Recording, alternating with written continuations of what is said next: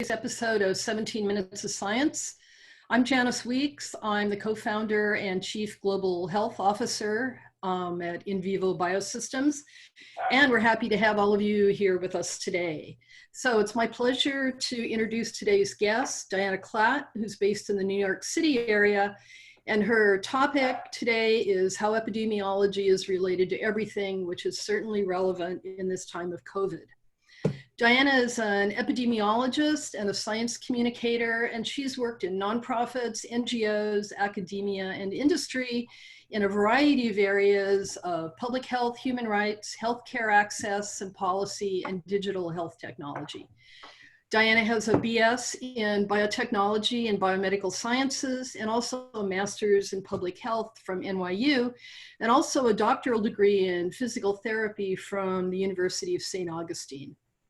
Her work includes mining health data, creating global health educational programs, developing health policies, and writing and hosting public health education mini-series.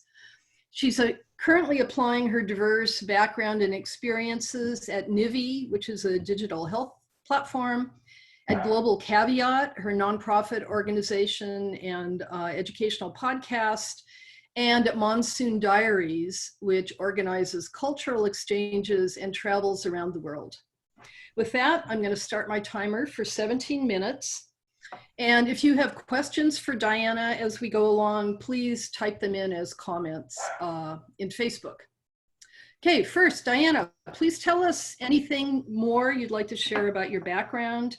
And then we'll start out with a timely question, which is, what is epidemiology? Yeah. Hi, everyone. I think I'll just dive right in. That is more a very in-depth background for me. So epidemiology is probably a buzzword you're hearing a lot. It's not just a buzzword, it's a whole field of study, but it's something that is constantly in the news that before was never in the news. But epidemiology is basically the study of trends of diseases, and diseases can really mean anything. The thing that most people link epidemiology with is infectious disease, especially now during COVID-19 times when we're dealing with an infectious disease. But it also is, it can be so much more than that. Yeah. Oh. So epidemiology is a really large field. Can you say a little bit more about what your place is within this large field? Yeah, so epidemiology, there's a lot of different things that go into it. Some of the things that you may be familiar with is hearing things like social determinants of health, which, is things like, where you're living, or maybe your age, your gender, predispositions to other health, other factors that impact your health. But other aspects or other fields of epidemiology besides infectious disease are things like social epidemiology or behavioral epidemiology. Some epidemiologists, study human behavior, some study their social interactions with others. There's environmental health, which you're kind of seeing how our behaviors as humans interacts with our surroundings, and also, the health of the earth or the planet. So there's a lot of different things. There's urban health, which is also a subset of public health and epidemiology, which is like, what types of health trends are happening to those that live in urban and metropolitan settings. Yeah. And then for me, I personally work more in like socio-behavioral. So I work with human behavior and trying to see different health behavior trends. I see I look and observe trends that exist within data sets to see if there are things that we're seeing that are common among different groupings of people for their health behavior. So maybe things like how people perceive certain types of like contraceptive methods, or maybe how people perceive their risk to certain types of things such as COVID-19.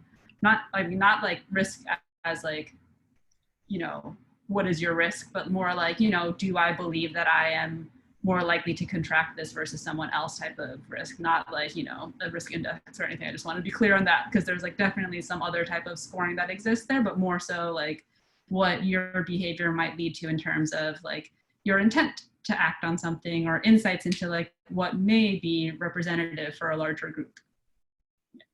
So as a social epidemiologist, what has struck you about the COVID-19 pandemic?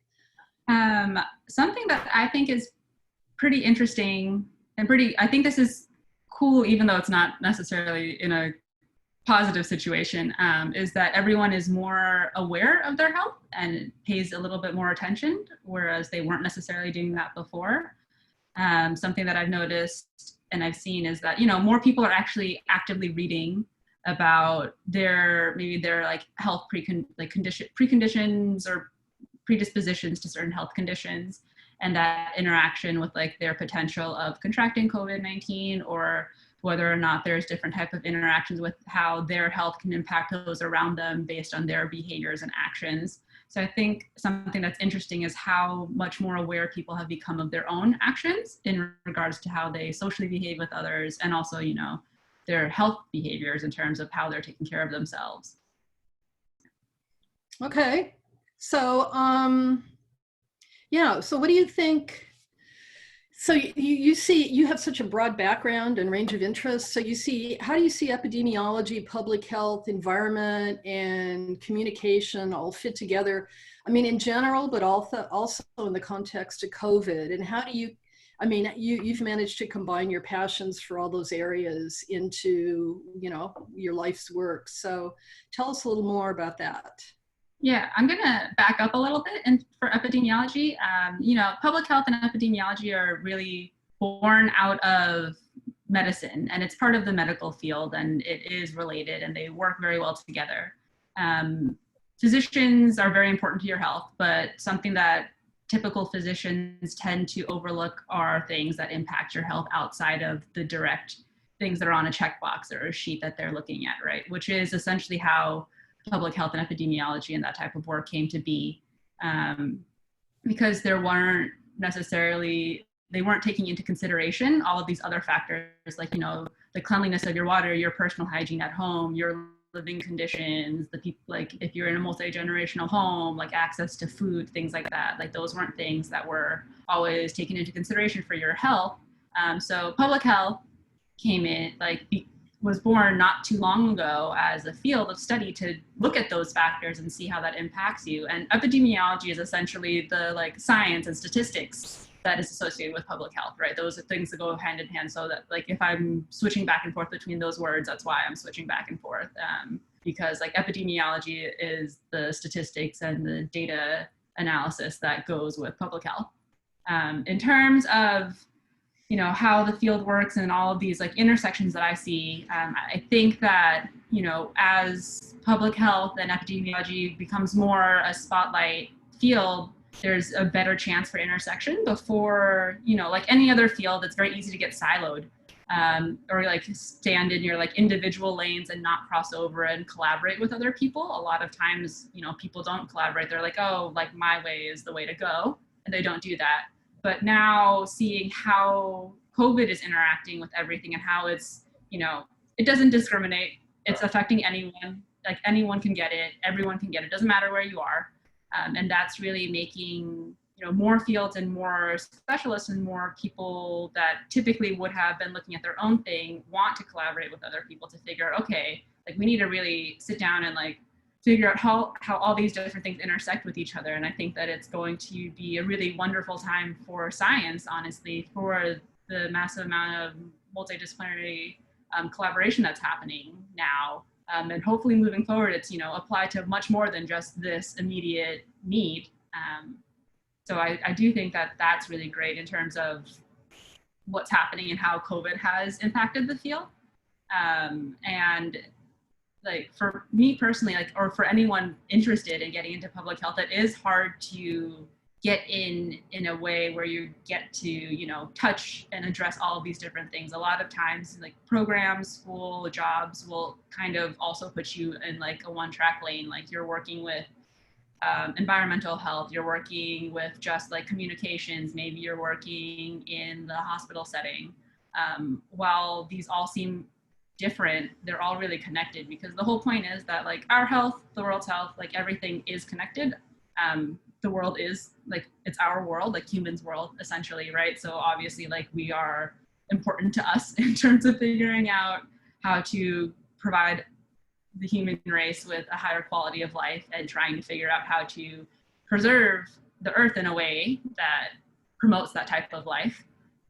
So like for me personally, I've managed to find a way to hit all of the things that I'm interested in by honestly just going like, while I was in school, I always worked, you know, and then afterwards I finished school, I continued to like work on a couple of different things. Maybe I was working in a nonprofit, but that was only working with data. I was always really interested in doing other things. So I created a podcast, which has now morphed into an educational nonprofit.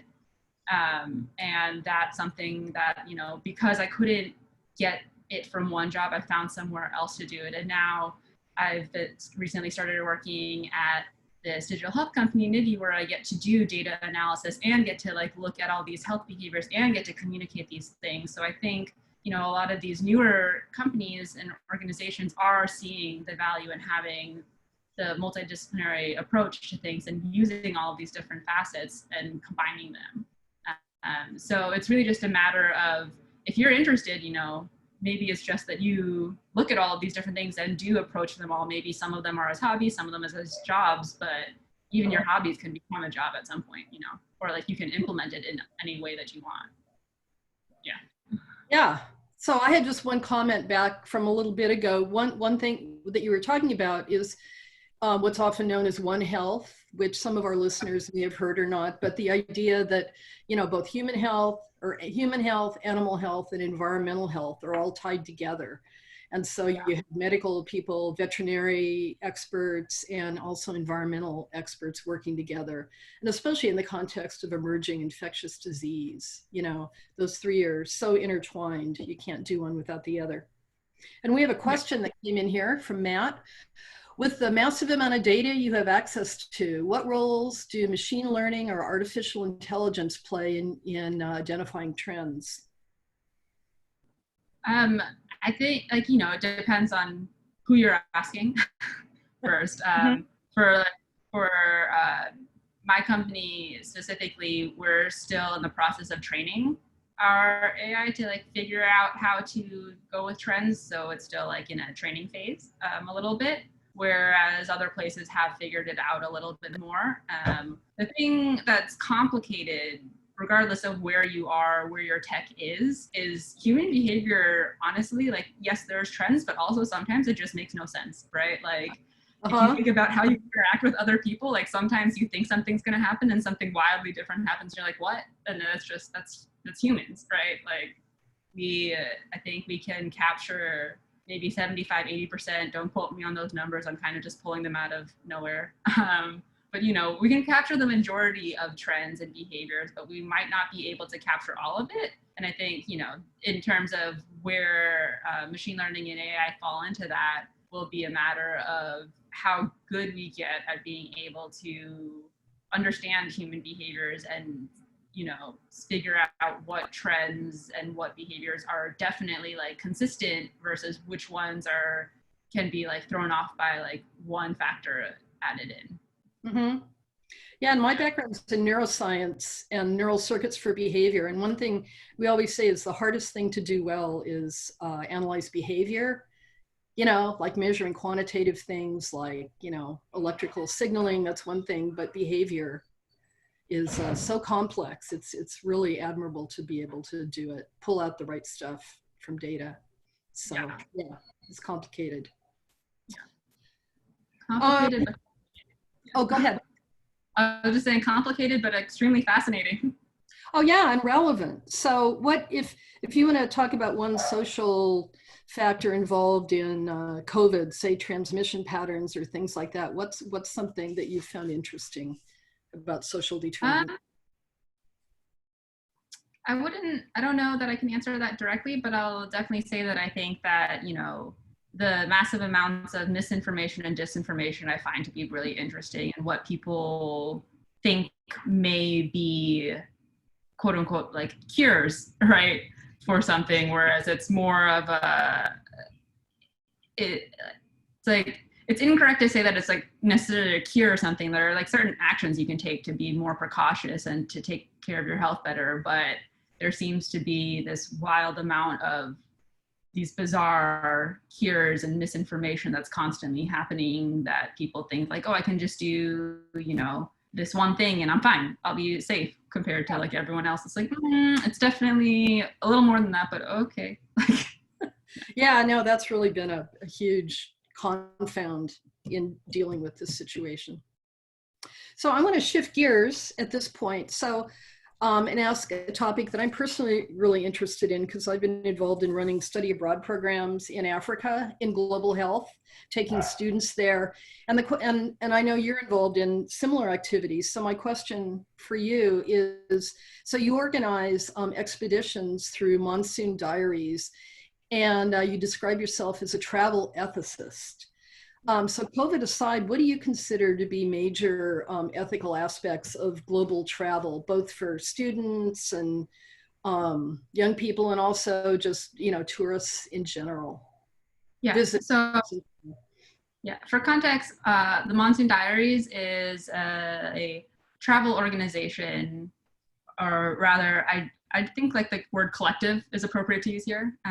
It started by a close friend of mine named Calvin. He is a physician, an ER physician.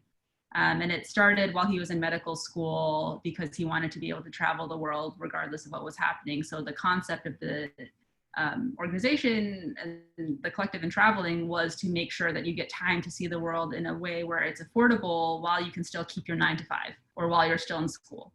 And while he's done a very good job, the reason that I started working with him, I work as the travel ethicist and creative director, is that I find that while it's one thing to travel and, making sure that you're trying to support or going to different places and making sure that you're getting a full experience, it's not quite the same as making sure that you're doing a cultural exchange or doing going and visiting a place and supporting locals, because it's very easy to decide to go someplace and,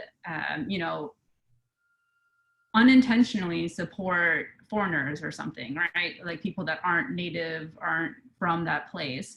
And one of the major things of traveling, and something that we're seeing now with COVID, where a lot of communities that need travel to support their cities and their towns and their economies, is that you're not necessarily always supporting the people that are local. You're not always giving the money to those people. So something that is really important when you're traveling is to do the work and to actually look to make sure that you are going to places that are, owned by people that actually live there, or that you're supporting businesses eating at places that are owned by people that live there. And then it's also one thing to travel and do that, but it's another to you could go someplace and learn about something very broadly, or see something, go sightseeing in Egypt or something, right? You see the pyramids, cool, that's done. But that doesn't really get you any information about being in that place, right? So beyond making sure that you're supporting locals and, going through a way that actually helps stimulate the economy in that, the local economy, you also want to make sure that you're learning, right? The whole point of traveling is to experience a place and learn a place the way that a local experiences it. Yes, there's beautiful things, but also hearing the history from someone who's been there, grew up there, and everything is so much more impactful. If you, maybe get a tour guide that's just going to tell you oh, this is Nefertiti's tomb or something, or you can go in here and you can see oh, the length of this is based on how long the reign of was a pharaoh. But it is so much more impactful to hear it from someone who maybe grew up in Egypt, is an Egyptologist, has more information that they can give you in terms of how someone treated their reign was different, or the way that they treated everyone there is different. And then also maybe gives you some insight into how, preservationists have come and excavated and how that impacts the area, and seeing that kind of thing. Yeah. So it's also a cultural exchange and learning about the place, not just supporting financially locals. Yeah. Right. Not just parachuting in, visiting the orphanage. Yeah, exactly. You're trying to get more than your picture of you outside of an orphanage handing crayons to someone. You're learning about the real issues and then giving money to people that can really do something. Yeah. Well, alas, our 17 minutes are up. Wow. It goes so quickly. I know. I don't. Yeah, thanks, Diana, for spending this time with us. It's great. It's great to hear about all the diversity of things you do and pull them all together in important ways. And so thanks again, and for all of you out there watching, we just thanks for being here, and we want to remind you that we'll be here again in a week for the next episode of 17 Minutes of Science. So bye for now. Thank you. Yeah.